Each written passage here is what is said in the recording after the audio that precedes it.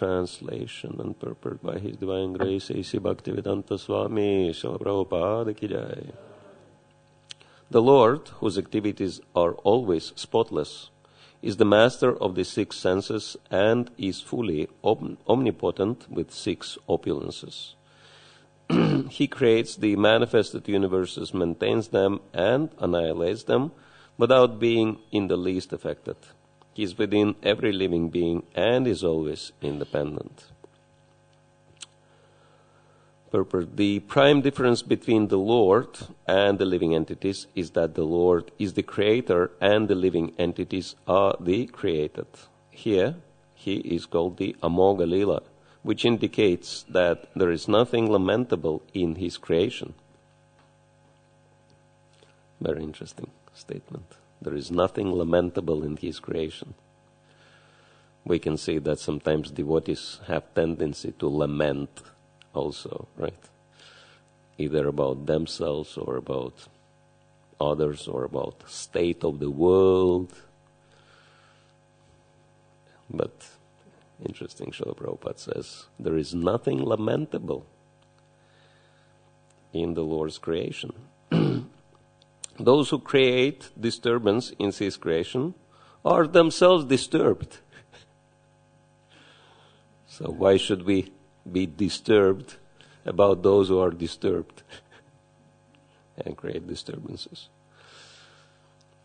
He is transcendental to all material afflictions because He is full with all six opulences, namely wealth, power, fame, beauty, knowledge, and renunciation. And thus He is the master of the senses. So Prabhupada quotes the statement, Vedic statement, which lists the six opulences of the Lord: Aishvaryasya, Samagrasya, Viryasya, Yashashashya, Jnana, Vairagya. So quite often this point is brought up.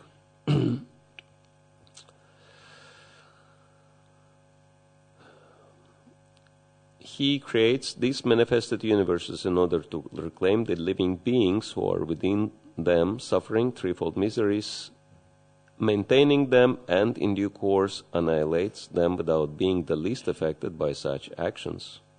He is connected with this material creation very superficially, as one smells odor without being connected with the odorous article.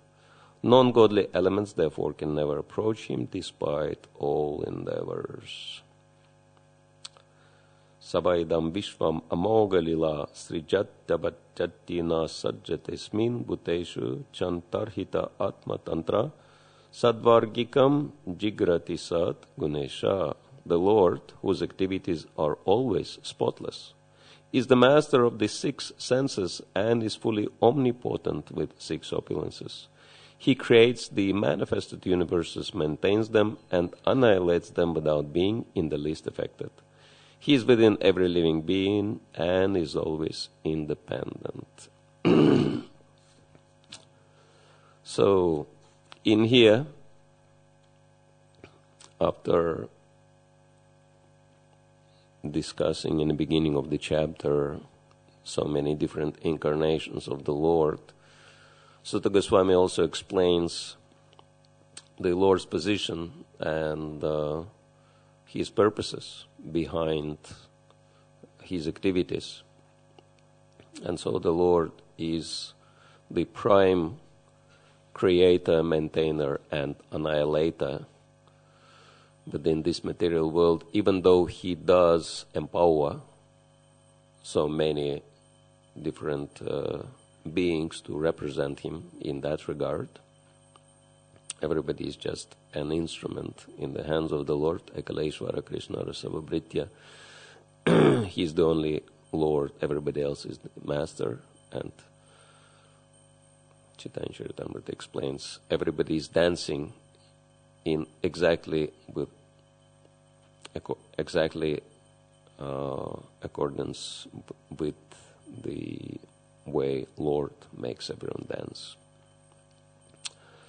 And the Lord is endowed with six opulences,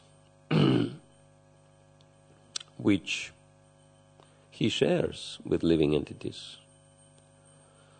because living entities are his children, and naturally, as loving father, he wants to facilitate his children in fulfilling their desires.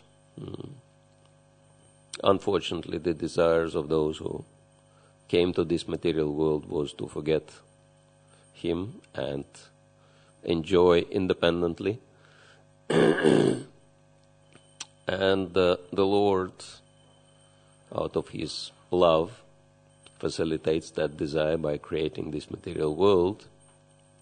And so, Srila Prabhupada is explaining that the material creation has dual purpose.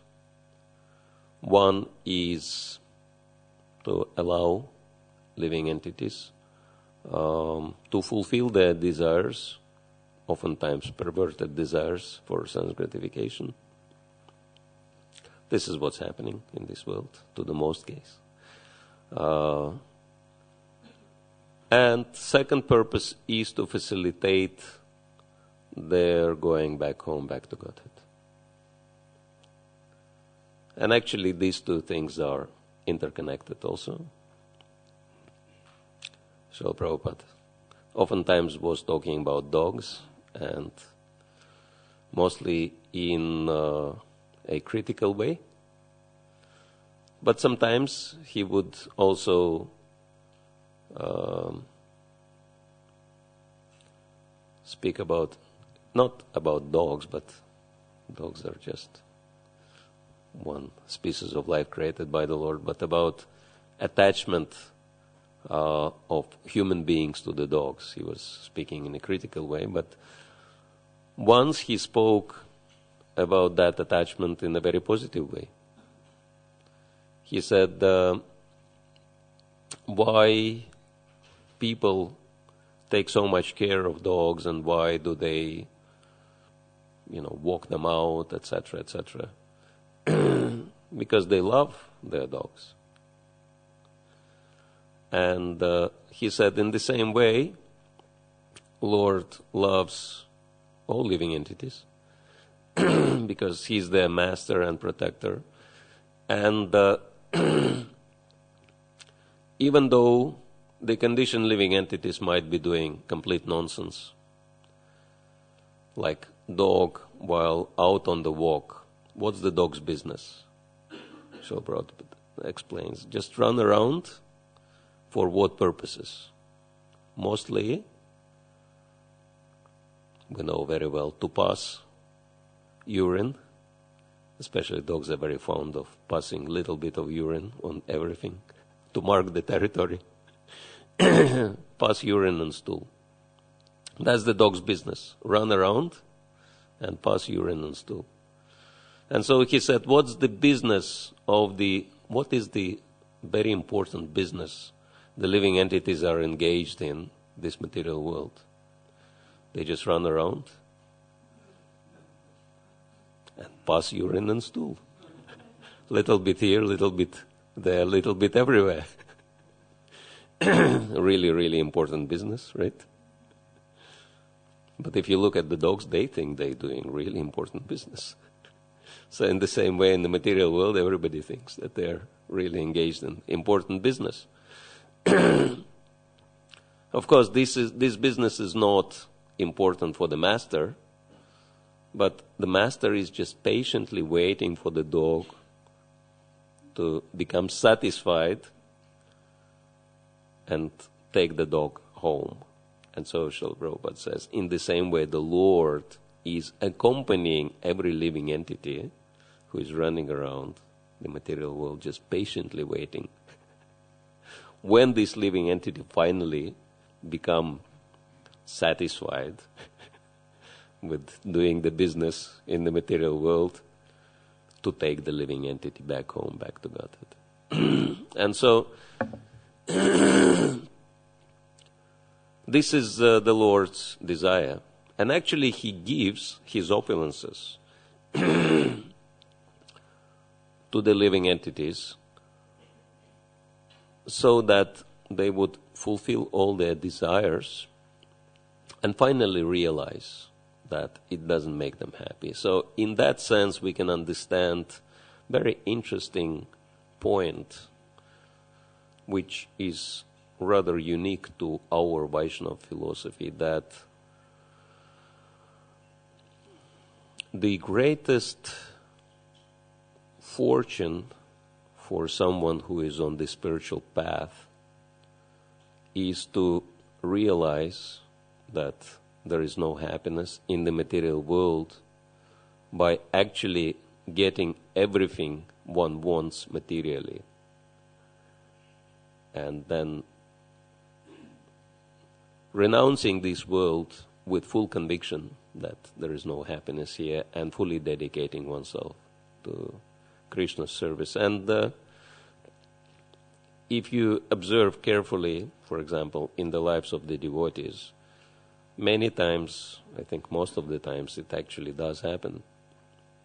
Because Bhaktivinoda Thakur describes the holy name as Harinama Chintamani, the wish-fulfilling touchstone of the holy name, which fulfills any desires. And so devotees who start the process of devotional service, they have all kinds of desires. And then actually these desires are getting realized in the process of devotional service, in the process of chanting the holy names. But interestingly enough, because devotees also develop taste for Krishna consciousness, which diminishes the material hankering and lamentation, the fulfillment of those desires, material desires, just helps them to realize that this is what I actually don't want, that this hankering was illusory. And then they become more and more convinced about the value of spiritual life. Anyone has this experience, that in the process of Krishna consciousness, your material desires are getting fulfilled, but you lose taste for them? Okay. So it's very typical, I found. So this is the system. This is how the material world is meant for both purposes, to fulfill the desires and help us to advance spiritually and ultimately go back home, back to Godhead. And, of course, the devotees who are serious and interested in facilitating Krishna's desires, they also think, how do we help everyone around us to advance spiritually? How do we help as many living entities as we can to go back home, back to Godhead, go to Krishna? And I know it's very typical for ISKCON devotees to have the desire to somehow facilitate others in their spiritual journey, help others to advance spiritually. Both devotees and members of the public. So let's see how many of you have this desire to help others. Okay, few. I'm sure more, but some are not raising their hands, being a little shy. And of course, what to speak of us,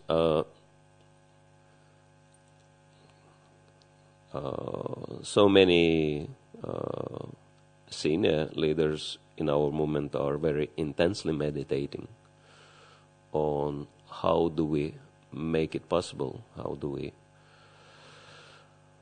do that, and not only how do we ourselves become successful in our spiritual development, as well as facilitating others in their spiritual development, but how do we facilitate those who can potentially facilitate others in their spiritual development, and maybe even one level higher? How do we facilitate those who can facilitate those who can facilitate those who can help others in their spiritual development? And actually, if you look very carefully at the social structure which is described, especially in the first canto of Srimad Bhagavatam, very clearly, that devotees are meant for that, to be on the very top of the pyramid of the society, facilitating everybody in their spiritual development. And because Brahmanas are teachers of the whole society, and Vaishnavas are the best of the Brahmanas, right? So this is what Srila Prabhupada's intention was in creating our society, ISKCON, and we know it very well. And therefore, there are so many devotees who are thinking, how do we facilitate that? And it's very interesting, the mention of the six opulences in this verse. A statement which comes to my mind is in regards to wealth, for example, right? Because wealth is one of the opulences, obvious opulence. If someone has tons of money, then obviously he's considered to be opulent man or woman, whichever case might be. And 12th canto of Srimad Bhagavatam is mentioning that the saintliness of a person in Kali Yuga will be judged by how much money one has. So the more money one has, the more saintly the personality is. So that's because people are judging by external factors, which, I mean, in one sense, it has connection to the absolute truth, of course, even though it's funny that every wealthy man is a saint. That's, of course, a little bit wrong in interpretation. But if we understand that, why do people become wealthy? Why people become famous? Why they gain powerful positions? Why they become beautiful? Why some people are really, really smart, etc. And some people are more detached than other people. So what's the reason?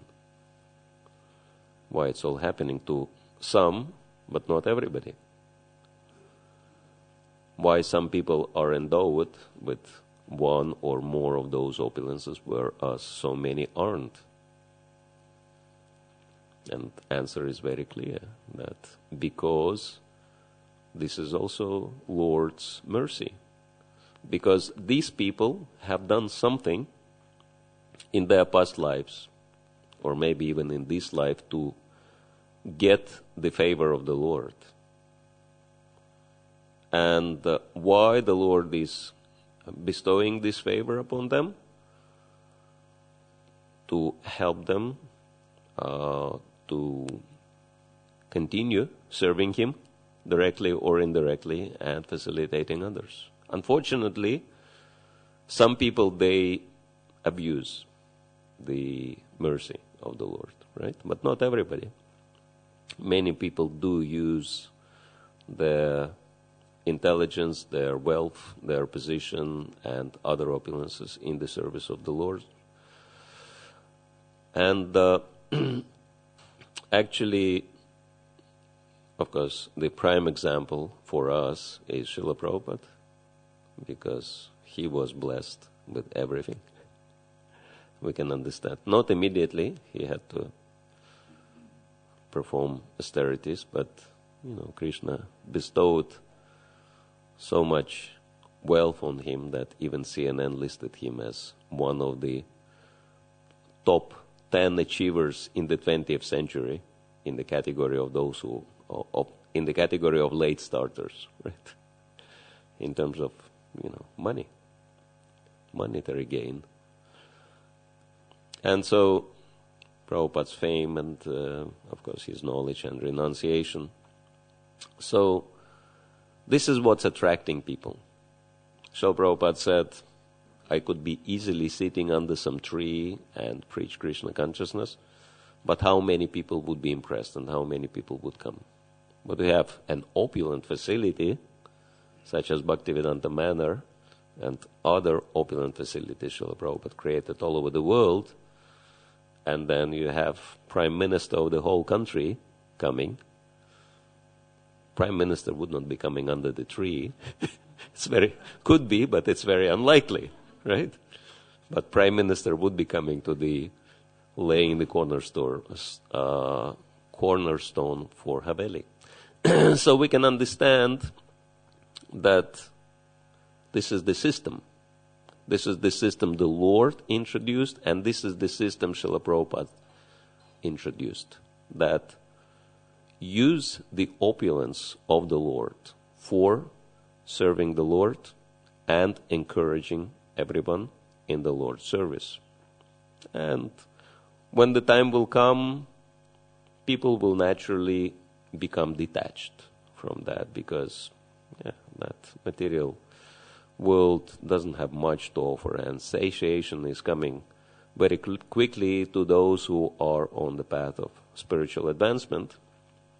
And so, therefore, many senior leaders in our society are thinking, how do we make Prabhupada's desire into a reality? And what was Prabhupada's desire is very clear.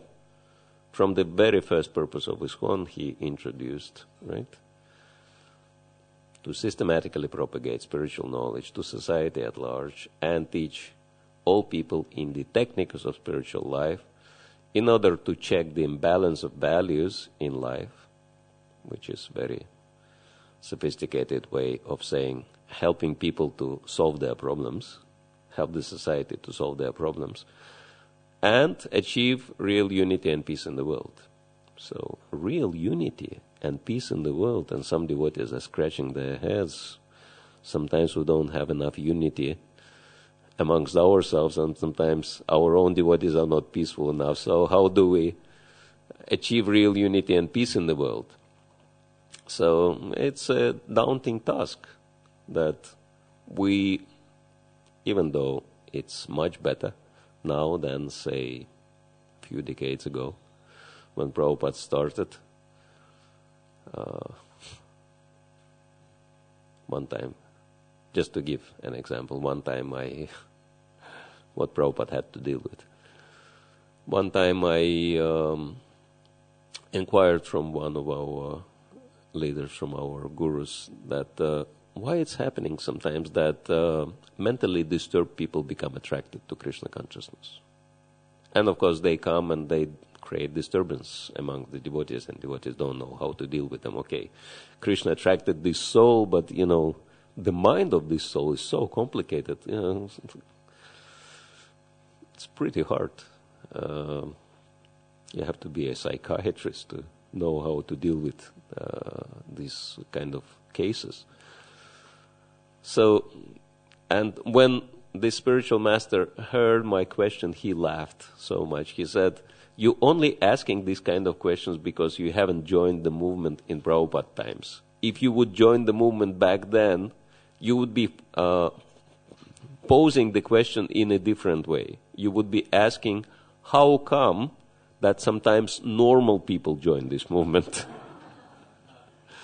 So just an illustration what Prabhupada had to deal with in the early days, and so he did all the hard work for us, and now he made it so easy. But still we have some, comparing to what it was, minor challenges, and we might think, so how do we fulfill Prabhupada's desire,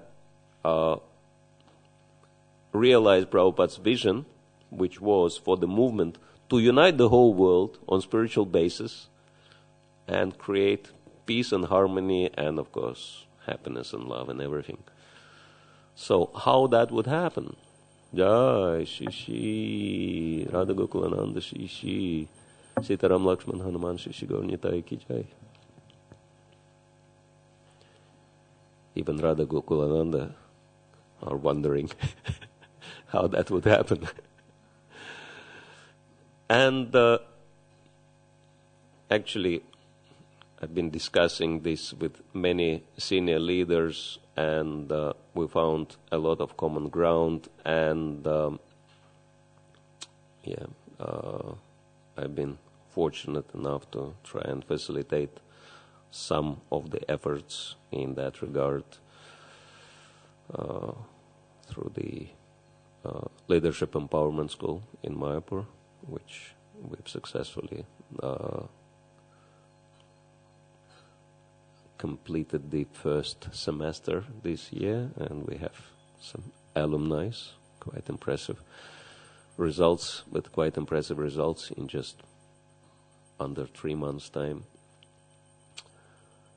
And one of the senior Vaishnavas I was discussing this point with, and who is also very much interested in that, His Holiness Kavichandra Maharaj, he shared an article with me coming from one Christian preacher and leader, and I found it very interesting, and I've read it to few devotees. They found it also very interesting. Of course, it's written from Christian perspective, and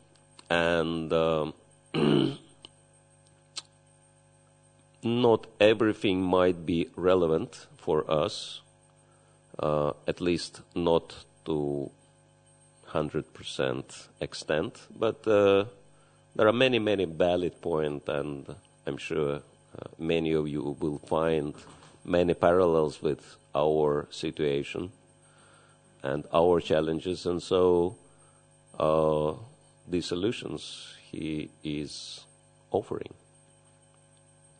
It will take only 5 or 6 minutes. Would you like to hear? Yeah? Okay. So the article is called 12 Signs That You Are a Spiritual Entrepreneur. So you're building your team, you're even assessing your personal gifting for everything that lies ahead in ministry. What's the gift set you're looking for that in a leader or in yourself that will really help move your mission forward, reach new people, and prepare for everything ahead?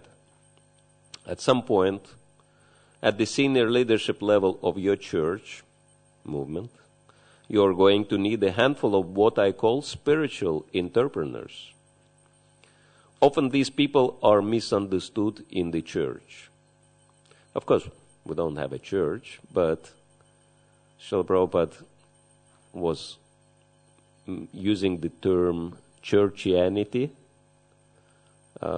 which I believe he took from Bhakti Siddhanta Saraswati, and he was quite critical of the phenomena of churchianity, which is opposed to a living and vibrant spiritual movement. So we can understand this in this particular context.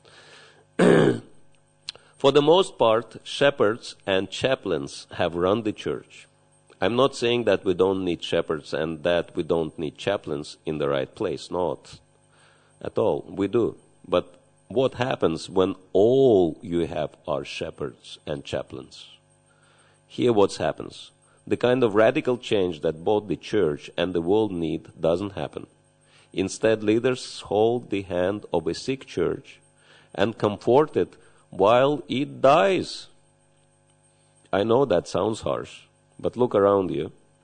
Isn't that mostly what's happening?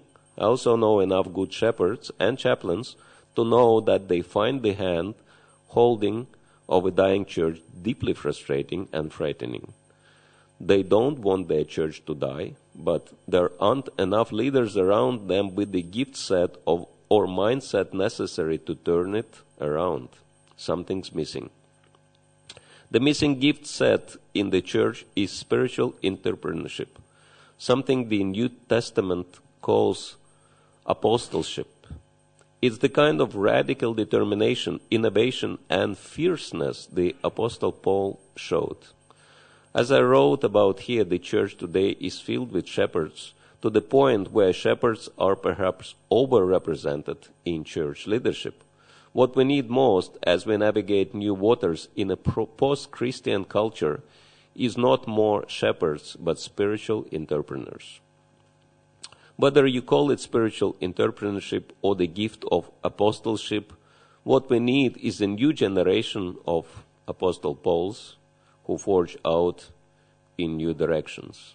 And for us, of course, we need new generations of those who follow in Prabhupada's footsteps, because he is the undisputed model for all of us.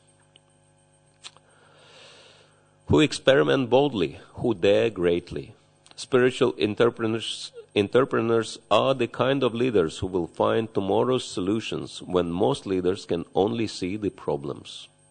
In a marketplace that's in love with startups and new ventures, we need some leaders who are inclined to spend their lives in the marketplace, who will take their God-given talents and energy and throw them full-time behind the mission of the church.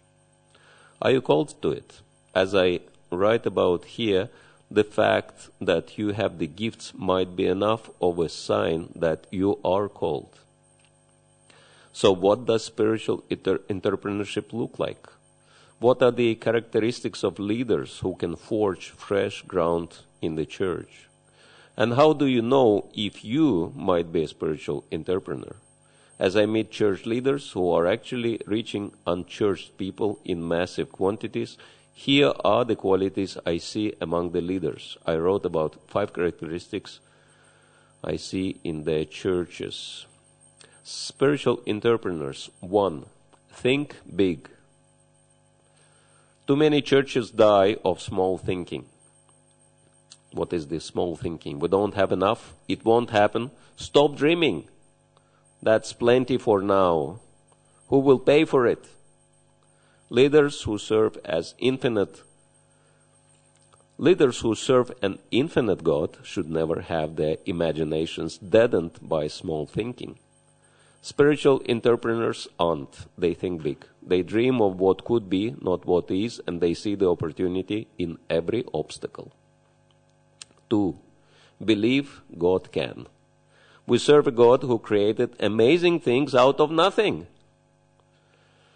Why do we think he won't do the same for his church? Spiritual entrepreneurs believe he will, and they see him do it.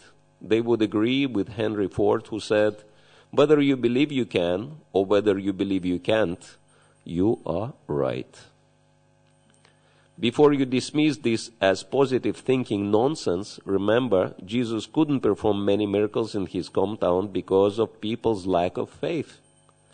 Then, moments later, he walked on water and fed 5,000 because people in those communities had faith. Spiritual entrepreneurs believe God can, and they see him do it. 3. See abundance, not scarcity. Spiritual entrepreneurs see abundance, not scarcity. Give a dying church £10,000, and they will think they are broke and need to conserve it. Give 10,000 to a spiritual entrepreneur, and he'll see it as seed money to start something big. To a dying church, 5 leaders is defeat. To a spiritual entrepreneur, it's a start. Same facts, different mindset. Attitude is everything. 4. Think vision first, resources second. So what comes first, vision or resources? Spiritual entrepreneurs are very comfortable with the reality that vision precedes resources. Casting a big vision, a solid on-mission vision, will often lead to significant resources down the road. Waiting for big resources so you can have a vision is a recipe for death. 5. Invest in personal and team development. Spiritual entrepreneurs aren't crazy spenders, but they see a key distinction between an expense and an investment. They realize that going to conferences, networking with other leaders, buying books, and doing whatever it takes to make themselves and their team better is an investment. Sure, there are limits, but smart spiritual entrepreneurs will often spend a minimum of 10% of all the money they receive making themselves and their team better. 6. Believe this is bigger than them. Of all the criticisms levied at spiritual entrepreneurs, the most common is often that they have big egos and that's all about them. Sometimes that's true, but most often it's not. Big vision does not automatically equal big ego. The best spiritual entrepreneurs humbly submit to God and are committed to a vision that is so much bigger than they are. Personal humility combined with big ambition for the mission fosters incredible leadership. Think about it this way. The reason we are talking about Paul 2,000 years later is that Paul's work wasn't about Paul. It was about Jesus and the mission of the church. If your vision is all about you, it will die with you. True spiritual entrepreneurs know that. 7. Ship first, improve later. Perfectionists make terrible entrepreneurs. If you haven't shipped on your vision yet because you are waiting for ideal conditions or the perfect result, you'll wait forever. People email me all the time, usually often going to a conference hosted by a large church with lots of resources, and ask whether a new building or better lighting or a move to a portable location will help them grow. I always tell them it won't.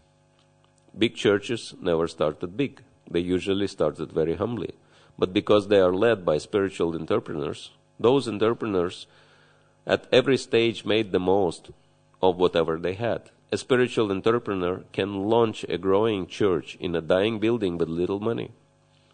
Then they make all the improvements later as facilities and resources grow. 8. Are fine with ambiguity.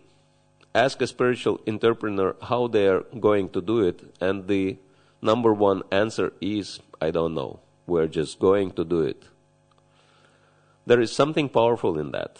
If you have it all figured out before you launch it, your vision isn't big enough. 9. Will risk it all without guarantee of success. Too many leaders hope for some kind of guarantee. Risk brings no guarantees because it's risk. Spiritual entrepreneurs are okay with that. Most spiritual entrepreneurs want to die trying. Immediately, we can understand this was Prabhupada, right? But the fact that they are willing to is crucial. Ironically, if a spiritual entrepreneur has a solid plan that's on mission, they usually don't fail. But you have to be willing to fail to succeed. 10. Never wait for consensus. That's an interesting one. Too many churches will only move forward if there is consensus. That's a critical mistake. Consensus kills courage. By the time you have consensus, ideas are so watered down they are worthy of the committee that put them together. Spiritual entrepreneurs rarely act alone, at least the small ones don't, but they ready to move ahead with a group of early adopters, knowing most will eventually buy into whatever is being proposed once they see it working. 11. Let the critics talk why they act. The critics will always talk. Spiritual entrepreneurs know this. They don't get weighed down by critics who criticize what others do and do little themselves. How do you respond to the critics? By acting. Just act while the critics talk. You will accomplish something they won't. Number 12, break rules. Quite obviously, you should never break biblical rules or scriptural rules. And the great spiritual entrepreneurs never do. Their character is solid. But you are going to absolutely need to break some human rules if you are going to disrupt the status quo. Innovation always breaks rules. Why? Because innovation never asks for permission. It just innovates. And so, I'm sure all of you recognized that how all the 12 points are so obviously connected to Srila Prabhupada. And Prabhupada had a desire, and he made a number of statements that devotees should become just like him. And when devotees were saying how this is possible, Srila Prabhupada, he was saying, not only it is possible, but this is my order. You have to become like me. And so we thought it's a very interesting analysis, the 12 points program, what you would have to do to become like Prabhupada. So thank you all very much. Unfortunately, we don't have time for questions or comments, but I'm sure that some devotees would want to discuss this further, and I'll be very happy to do that individually. Hare Krishna. Grantaraj Srimad Bhagavatam ki jai, Srila Prabhupada ki jai, Nitai Gaur Premanande.